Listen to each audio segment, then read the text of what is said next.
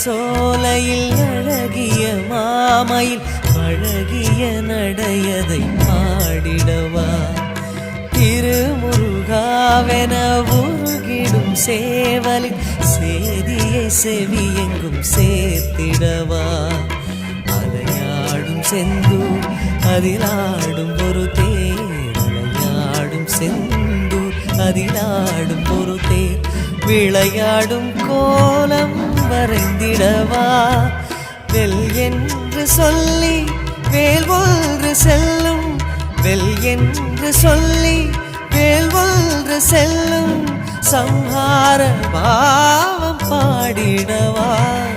பாடாமல் என் ஆசையாரிடுமா முருகா